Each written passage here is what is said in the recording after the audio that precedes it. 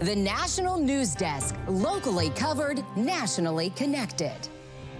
We'll do what has to be done because we're going to make America safe again. President Trump doubling down on his promise to tackle crime in the nation's largest cities. The grim ripple effects from a horrific murder caught on camera. President Trump wants all of the hostages in Gaza and the bodies of the dead released, and this war to end now. Israel targeting Hamas's top leaders, the precision strike that may be a miss with some in the Trump administration. And failing grades for America's high schools, the two crucial subjects now hitting their lowest level in more than 2 decades. Far too long, Americans have been forced to put up with Democrat-run cities that set loose savage, bloodthirsty criminals to prey on innocent people. This is the National News Desk, America's News Now. I'm Taylor Murray. President Donald Trump is calling out Democrat-run cities and denouncing their policies after the brutal stabbing death of a young woman from Ukraine on a commuter train in Charlotte, North Carolina. In a video posted on Truth Social, Trump says that 24 of the 25 most dangerous cities in America are run by Democrat mayors, and he insists they need federal help to target violent criminals.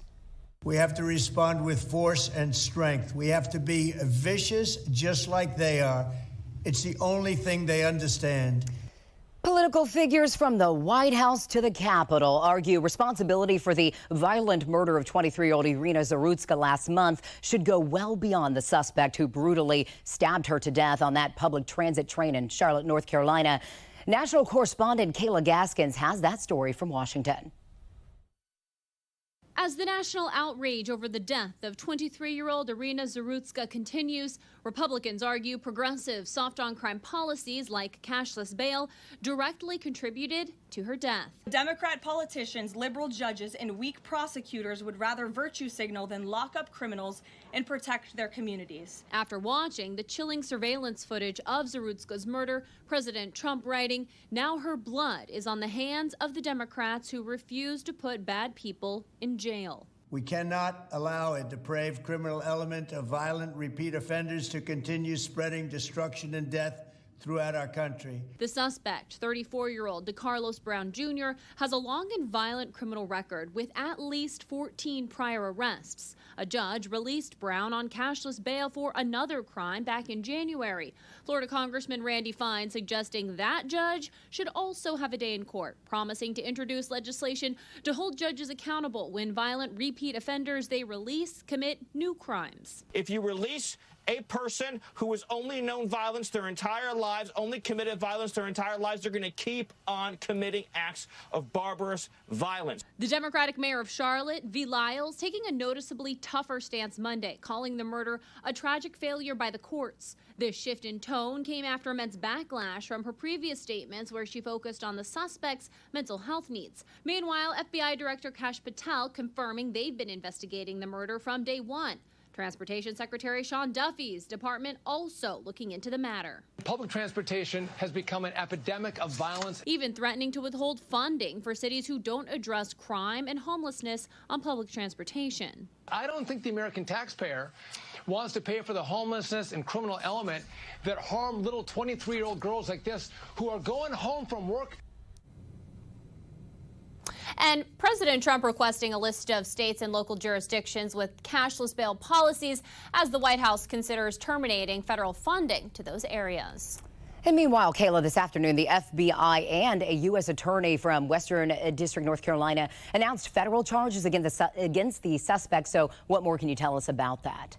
Well, Taylor, the suspect is already being held on state-level first-degree murder charges, but U.S. Attorney Russ Ferguson announced this afternoon federal statutes will be served as well. The U.S. Attorney explaining the basis for the federal charge is the fact that this murder happened on public transportation. So there's a statute from after 9/11 that makes violence on transportation, like a train or a plane, a federal crime. The U.S. attorney said they're very confident about the strength of their case during this afternoon's press conference. The U.S. attorney and the FBI special agent in charge were asked if they felt any political pressure from Washington to bring this case federally because of the attention it's been getting from President Trump. Both said they had not spoken to the White House about the case, and the U.S. attorney pointed out a girl was brutally murdered on a train. There is nothing political about holding the suspect accountable to the fullest extent. Taylor. In Washington, D.C., Kayla Gaskins, thank you. And this all brings us to our question of the day. Should there be penalties for judges who release violent repeat offenders that later commit new crimes? Yes or no? What do you think? Just cast your vote by heading to our website. That is the nationaldesk.com. Nationaldesk.com. All right, to Chicago now, where about 300 federal agents are now stationed at a naval station, Great Lakes in North Chicago. Illinois Governor J.B. Pritzker says the president has terrible plans for all of Illinois, and he asked for White House border czar Tom Homan to focus on something else, while Homan says his priority is safety. We got more resources in Chicago. Again, the president wants to make Chicago safe again, and nothing's changing. We're still prioritizing public safety threats and national security threats. It's just we send more resources to sanctuary cities. President Trump said day one, we're going to prioritize sanctuary cities.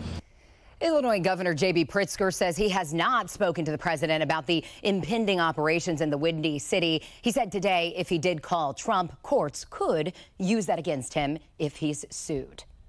Right now, new details following Israel's surprise attack targeting senior Hamas officials in Qatar's capital city of Doha, which you see on the map there. The U.S. embassy here forced to shelter in place, and we're told the Trump administration was notified before this morning's attack, but did not participate and did not agree with the location of that strike. Brand new video just into the newsroom showing massive plumes of smoke rising above the city just moments after the strike. The attack appears to be the first time Israel has launched an operation in the Gulf nation and was aimed at specifically targeting those responsible for that ruthless October 7th attack. Now, live to the White House, where just a few hours ago, the Trump administration confirmed that the United States was warned before that strike, and the president then immediately directed Special Envoy to the Middle East, Steve Witkoff, to inform Qatar, a U.S. ally. President Trump calls the act unfortunate. Israeli Prime Minister Benjamin Netanyahu says this strike opens up new opportunities. Unilaterally bombing inside Qatar, a sovereign nation and close ally of the United States that is working very hard and bravely taking risks with us to broker peace, does not advance Israel or America's goals. And this action can open the door to an end of the war. If President Trump's proposal is accepted, the war can end immediately. We can begin once again to pursue the expansion of peace in our region for the benefit of all. Now, the prime minister did talk to President Trump after the strike that Israel now calls Operation Summit of Fire, and confirmed if Hamas releases all remaining hostages, the war will end. President Trump told Hamas via Truth Social there were no more warnings about delaying a ceasefire, but the press secretary today said today's strike was not what the president was talking about. 5 of the people detained in an immigration raid at an upstate New York business Thursday are charged with re-entering the U.S. after a prior removal. That's according to court documents. Today, acting U.S. Attorney John Sacrone III said the other 52 detainees were taken back to their home countries. Now, the owners of the business, Nutrition Bar Confectioners, claim their employees were legally allowed to work. We spoke to one woman who said her husband was detained. We are from Guatemala. We've been living in the United States for over 10 years now. We have kids, 2 kids. They were in school. It was their first day of school when this happened. The acting U.S. attorney said the 57 detainees were here illegally. He said an investigation into the company is now underway.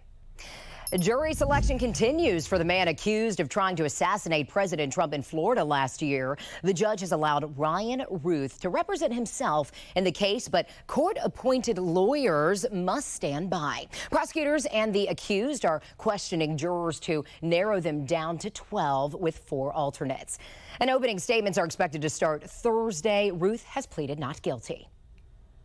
A teenager in Washington state has pleaded not guilty to mass shooting threats. In a Pierce County courtroom, the 13-year-old described as having school shooting ideations faces charges that include threats to bomb or injure and illegal gun possession.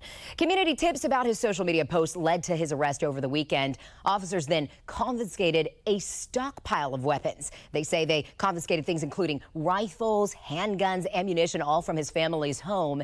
His parents, however, are insisting this is all a misunderstanding. Other parents don't think so. I'm just really relieved, though. I'm really relieved that it was caught before it happened. I do feel better about that. And after this, I'll probably go pray. So far, investigators haven't identified a specific target, but believe a possible shooting was just a matter of time. The teen remains in custody. House Oversight Committee Chairman James Comer says Republicans' investigation into convicted sex offender Jeffrey Epstein is moving quickly. We've got a lot more documents we expect to get in. We're going to bring a lot of people in for depositions. So this investigation is moving along very rapidly, and hopefully we'll get some answers and some justice very soon. This comes as the White House doubles down on claims that President Trump did not provide a sexually suggestive birthday note and drawing to Jeffrey Epstein 2 decades ago. The National News Desk, Matt Galka, has those details. A 2003 birthday book compiled for Jeffrey Epstein contains messages, pictures, and notes from friends and family of the accused underage sex trafficker. The most notable part of the book is an alleged letter from Donald Trump accompanied by a lewd drawing of a woman. The note ends with "Happy birthday, and may every day be another wonderful secret." The president has called the note fake, and the White House doubled down Tuesday. We have maintained that position all along. The president did not write this letter. He did not sign this letter. It's divided into sections, including family and friends, with redacted sections from girlfriends and children. Other parts of the book have references to Epstein and young women. There's also an apparent handwritten note from former President Bill Clinton. Republicans have backed the White House's claim that Trump didn't make the drawing or write the note to Epstein. None of the victims nor their attorneys were saying anything about, oh, look up this birthday card to see if it's legit or not. The president says it's not. I take the president's word. Clearly, the birthday note from President Trump is a fallacy. It's just not true. And that's a leftist talking point. Most of the people in the book, including the president, have not been accused of legal wrongdoing related to Epstein. Democrats are using the Trump references, including another entry in the book from an Epstein friend with a picture of Epstein holding a novelty check from Trump suggesting a woman was sold, to continue to tie the president to the scandal, while pushing for a full release of all Epstein files. If Republicans don't want to engage in a cover-up of pedophilia and this pedophilia ring, they should go sign this discharge petition. A handful of Republicans is all we need. Democrats are all on board. Trump sued the Wall Street Journal for $10 billion earlier this summer over a report on the birthday note to Epstein. His supporters claim that the signature in the picture doesn't match his. Reporting in Washington, I'm Matt Gelka for the National News Desk, America's News Now. Coming up, a dramatic drop in test scores, the concerning new report on math and reading skills in high schoolers. Then it's peak hurricane season in the Atlantic, the unusual pattern meteorologists are seeing this year. Plus, how the White House is defending the job numbers revision, showing a weaker market than previously reported. We'll be right back.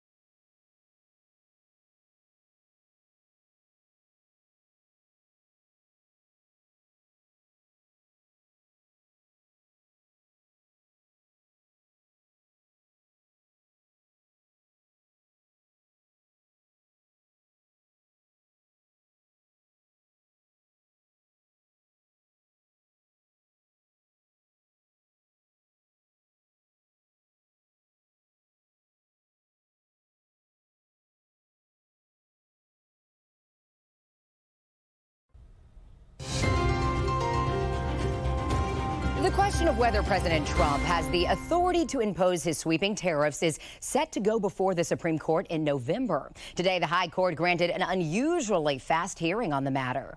The small businesses and states that legally challenged the tariffs agreed to this quick timeline. Two lower courts found most of the tariffs were imposed unlawfully, but an appeals court kept them in place temporarily. Today, Chief Justice John Roberts temporarily left in place what's known as a pocket rescission President Trump issued last month. Now, Trump told House Speaker Mike Johnson he would freeze nearly $5 billion of congressionally approved foreign aid. Today's decision means the Supreme Court will probably reverse a lower court ruling that freezing the money was likely illegal. High school education test scores are drastically down, and new info say the drop began before the pandemic. New scores released today by the National Assessment of Education show 20-year lows for 8th through 12th grade. Seniors suffered most in math and reading. Only 55% of 12th graders had just a basic understanding of math, and less than 70% had a basic understanding of English concepts. And you can see that downward trend there on your screen. About 10 to 12 years ago, 8th graders lost significant ground in science skills. Education Secretary Linda McMahon called out these numbers, posting on X today. Take a look at what she said. If America is going to remain globally competitive, students must be able to read proficiently, think critically, and graduate equipped to solve complex problems. And that's why the president and I are committed to returning education to the states. Several lawsuits have been filed to stop the administration from gutting the Department of Education. But for now, the Supreme Court is allowing the dismantling to continue. Well, powerful new video. A fire in California's Sierra National Forest has grown to over 54,000 acres as fire crews work to bolster containment lines. It's a long fought battle. I say we can lose the battle, we just don't want to lose the war. And so literally, like, every acre of this fire lost is a big deal. A Forest Service information officer says low humidity has played a part in fueling the Garnett fire. It began 2 weeks ago and is 14% contained as of last night. Evacuation orders are in place for zones in Fresno County, and fire crews are working to save threatened giant sequoia trees. The fire was sparked by lightning. Well, Hawaii is catching a break as Tropical Storm Kiko continues to weaken, as well as travel north of the island state as it passes today and tomorrow. There is potential, however, for life-threatening surf and rip currents, especially on the northern shores of the Hawaiian Islands. But there are no coastal watches in effect. In the Atlantic, it has been an unusually quiet, especially right now. Tomorrow is the statistical high point of the Atlantic hurricane season. But for the first time in almost 10 years, the season's peak will pass with no active storms, and for now, nothing on the horizon. This season, there have been 6 named storms, only one of which was a hurricane. The National Oceanic Atmospheric Administration predicted an above-average season with 13 to 19 storms and 6 to 10 hurricanes. This is a fraud case, and we have to prove intent. And I don't believe that there's evidence sufficient to prove intent. That was Judge Kristen Simmons in a Michigan district court throwing out all charges against the 15 men and women indicated as fake electors for President Donald Trump in 2020. Judge Simmons said the state didn't show the defendants knowingly broke the law. She says evidence suggests they believe they were carrying out their constitutional duties even by signing fake documents. Similar cases are still pending in Nevada, Arizona, and Washington. Well, Apple's latest lineup is here. The company just announced new products today at its California headquarters. Now, some of these include the iPhone 17 with a better camera, improved scratch protection, and new color options. Also, the iPhone Air, a thinner phone that comes in white, gold, black, and even sky blue. A redesigned iPhone operating system also comes out Monday.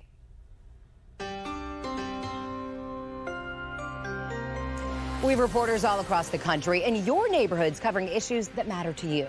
We're taking the pulse of America, and we start in Florida, where people are criticizing the state's plan to end childhood vaccine mandates.